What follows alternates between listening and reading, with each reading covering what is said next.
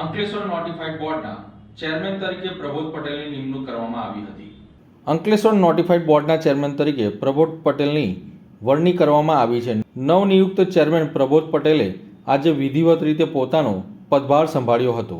આ પદગ્રહણ સમારોહમાં શુભેચ્છકો, ઉદ્યોગકારો, વિવિધ સંગઠનોના પ્રતિનિધિઓ તેમજ આગેવાનો મોટી સંખ્યામાં ઉપસ્થિત રહ્યા હતા. પદભાર સંભાળ્યા બાદ પ્રબોધ પટેલે જણાવ્યું હતું કે અંકલેશ્વર જીઆઈડીસી વસાહતમાં પર્યાવરણ સંરક્ષણ તથા બ્યુટિફિકેશનના કાર્યોને વિશેષ પ્રાધાન્ય આપવામાં આવશે. સાથે સાથે જીઆઈડીસીને લગતા તમામ પડતર પ્રશ્નોના નિરાકરણ માટે તેઓ પ્રતિબદ્ધ રીતે રહીને કાર્ય કરશે. બોર્ડ ઓફ મેનેજમેન્ટ અંકલેશ્વરમાં મારી જે ચેરમેન તરીકે નિમણૂક થઈ એ બદલ હું આખા ઇન્ડસ્ટ્રીનો આભાર માનું છું. અને આગળના પ્રમુખ ચેરમેન શ્રી અમૂલકભાઈ એ જે કંઈ કામ કર્યા એ અધૂરા કામ હોય, આગળના જે પણ ચેરમેનો હતા એમના અધૂરા કામને પૂરા કરવા માટે હું ખૂબ પ્રયત્ન કરીશ.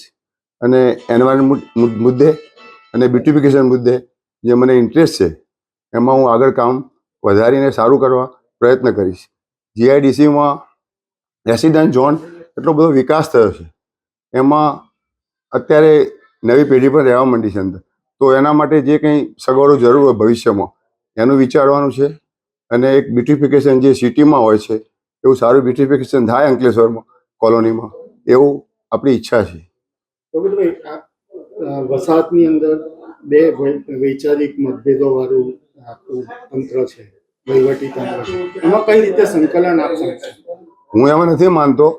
એ જે કામ થતું હોય ત્યાં બે પક્ષો હોય જ.